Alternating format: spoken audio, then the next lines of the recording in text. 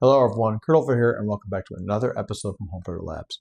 Today we continue on with Fiore's armored sword positions, and we're going to go into the one position that he shows as a sword in two hands on the grip of the blade, which is the Porta di Ferro La Mezzana, and the middle iron gate. This one right here, again, I think gives a lot of context and credence to what we're going to see later on in other plays within the manuscript. And I think it's an important one to pay attention to because of how he describes and talks about that. We're going to explore that, and we'll talk about a lot of those tactics later on after we look at, first and foremost, how we build up the structure, then the abrazare foundations that go with it, some of the tactics that go with some of the tactics that come from utilizing these positions, how we may find ourselves in that, and ultimately just some general concepts that you may be able to do by utilizing the 6 dissimilar guards as we talked about before as well. But before we get into that, please, if you're new, like, subscribe, share with a friend out there. Please join us for this journey here with Fiore's 14th century practice at arms, and let us know what you're thinking about there when it comes down to what's being put out there. For my viewers, for my regular viewers and subscribers, thank you so much for tuning in as always. And as always, everybody, please don't hesitate to leave a comment below, whether you're new to armor or armored or martial arts. Let me know what your thoughts out there, because that's the only way we're going to be able to make sure we continue this conversation about this practice at arms. So, with that being the case here, let's get into it.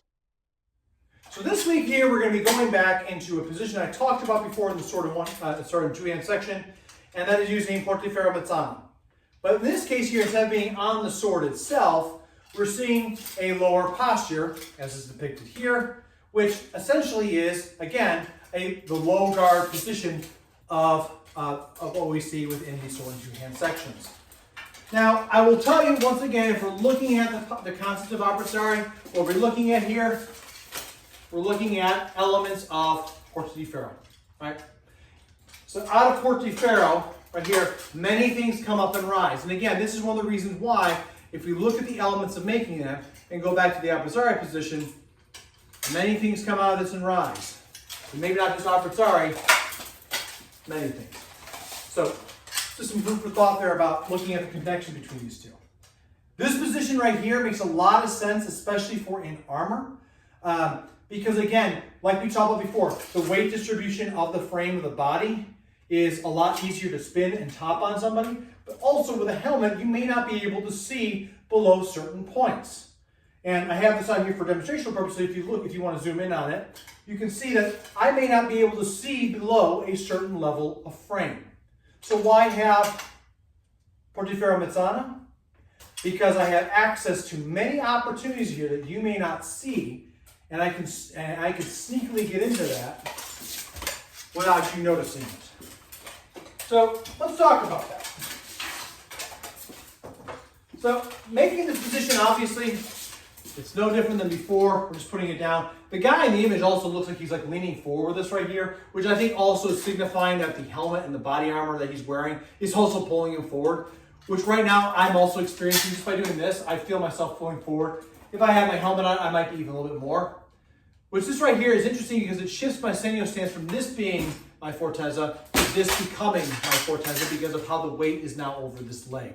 And anatomically here, now, it's easier for me to go backwards, or I have to shift my weight back and forth to make things happen, which also gives a little bit of a rocking motion to be able to move. Mind you, I'm not saying that you can't just muscle through it, which you're aware. I'm saying in a fight, you may not be thinking about those things at a given point in time. So, let's talk about this position here. Very easy to see, very easy to use. There's a thrust to the face, there's a thrust to the groin, thrust to the inside of the arms. You can see how these are all open right here. Very easy to find those things. And it comes out of nowhere at somebody. It costs nothing to make. It's even easier to use. And on top of all that, it can come out of all the positions we talked about relatively easily. The big thing about these types of swords, and remind you, it's interesting how much once again, you see the pommel becomes such a great access point. When you see that right there, it's a lot easier to be able to work up in those positions. So I'm going outward. I can pop up into breve. I can utilize this right here to transition very easily, not in the middle of the fight, but outside of the fight. before I go into a position. I can use this, I can use another position outside, this position back, and to surprise somebody. So all those right there are really necessarily, they're not necessarily, surprising and whatnot, but the reality is, again, it's connecting portions of the manuscript together, elements of other positions and concepts into a finalized essence of the extended sword here, which we see in the armored section. I really love the fact that he puts this here within the 6 assembly guards, within the 6 armored positions of this section, because again, right here, it really elevates to me the importance of this here in play. And again, with all the positions of the body, there's ways to be able to use this quite readily and expediently. Because I'm grabbing the pommel, I can also extend and then transition very easily into other positions. Because my weight is down on the sword,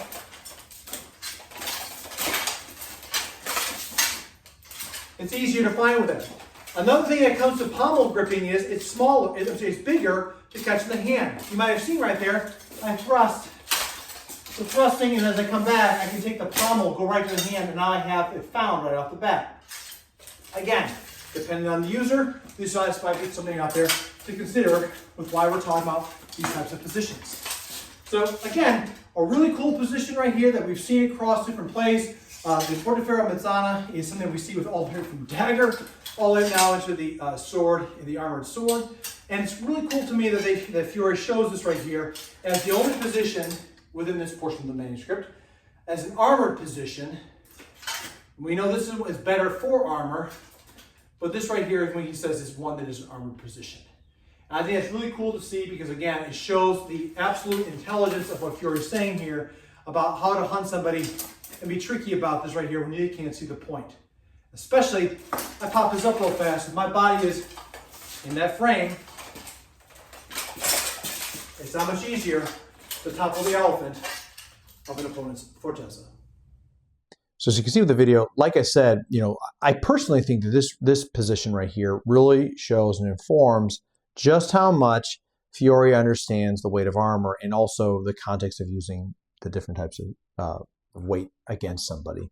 The part I was saying before is like, if you look at the picture, the guy's almost like leaning forward here. And I don't think he's trying to be aggressive in his stance. I think he's trying to stand up because, having assumed this position before, and like you saw within the video, like I'm leaning forward, I'm not leaning forward. That's just the weight of my body. It's almost like my fortezza has gone to my front foot, which is interesting because, again, if we look up based on how I see the Senyo, it makes a lot of sense because we're talking about leaning forward, and he says I can pass offline with my to the left and deliver the strong thrusts, which means my predecessor must be in the rear foot. So that's just kind of some of the things right here that I think is kind of cool about this right here as far as like looking at this, seeing the tactical considerations, but also looking at how he talks about using the sword to create middle binds and other things where you can lock people up and cause problems out of this position. Again, he says, one thing right here is like he's somewhat giving it a thrust to someone's face and giving it a good taste of the sword point. Well, again, that's really kind of, it's evident as far as what that it means right there. But people that who've not worn visors before or have not felt the weight of helmets and how like you are, like how much you almost like you're a bobblehead, they might be surprised in how much that thrust to the face here is enough to have someone drop back really fast, quickly, because of shifty weight and the surprise that comes out of these low positions. I think it's a very important piece right here because, again, as we go into the first plays of abrazare, we see an image of a guy holding the sword in two hands and the guy making a crossing. And I'm not going to go too deep into it today, but again, this is one of the reasons why we look at this.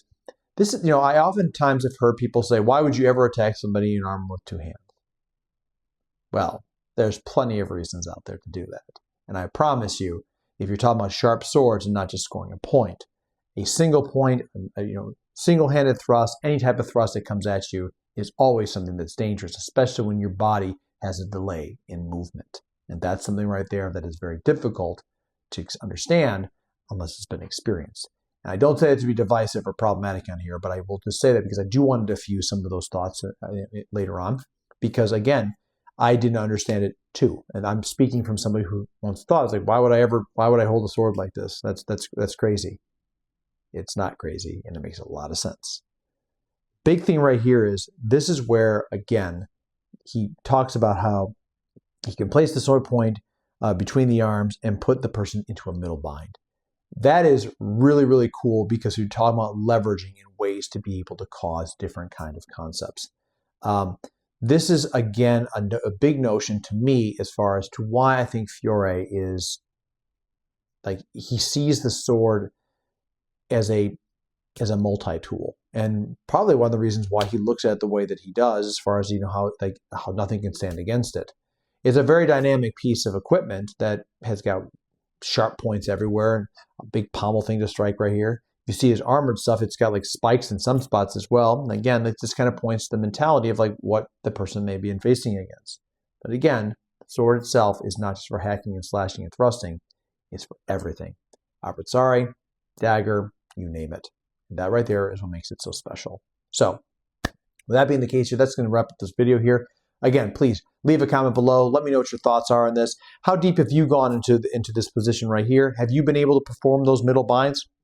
I know I've only been able to do it a few times within sparring, but you know what? At the same time too, it's something right here that as I've heard him talk about this, I kind of want to play it a little bit more to see what I can do with that because I think it's kind of cool. But let me know what your thoughts are as far as that goes, and let me know if you've used this position or your thoughts about why strike with two hands or one hand on the sword with an armor. Love to hear it all. Anyway, thank you so much. Please, until I see you, stay safe out there, train well, and fight on. I'll see you all soon.